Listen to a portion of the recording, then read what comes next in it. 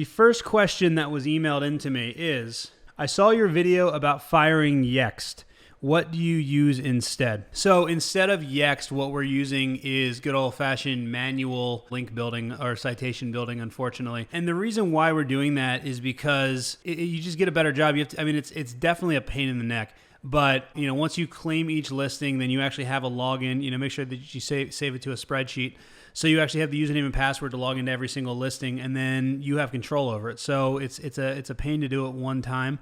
But then once it's set up, it's done. And the important part about why we do it this way is that we have control over the content that's on each individual listing. And one of the problems with Yext and why we fired them is because like 80% or maybe even 90% of the listings that are created are not indexed in Google. And what indexed means is that Google does not store the listing in their search results, because I'm not sure if you realize this or not, but when you do a search on Google, it's not a live search.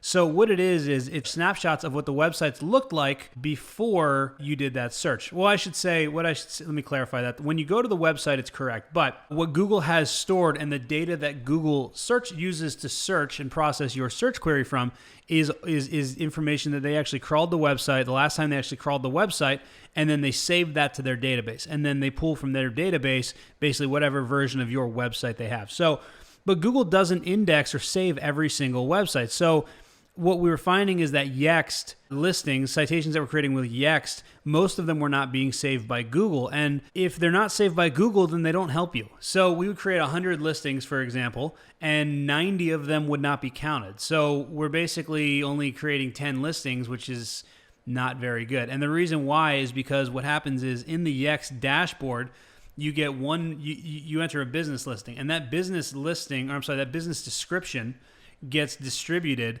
through every single citation. So you end up with citations that have the exact same content. It's a large number of duplicate content. So Google doesn't index it because it's duplicate content. So by doing it manually, you can create unique business descriptions for each location and get it indexed. And when we changed this, we went from having 80 to 90% not counted to having 80 to 90% counted, which is a huge difference.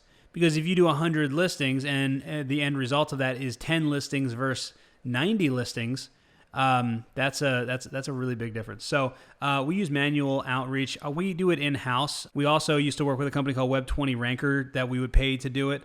And they actually still do a lot of our stuff now. But I would go with, Web20 Ranker has some pretty good stuff. I would go with their Essential Citation Package. That's what we used to use. Actually, I think it's what we still use.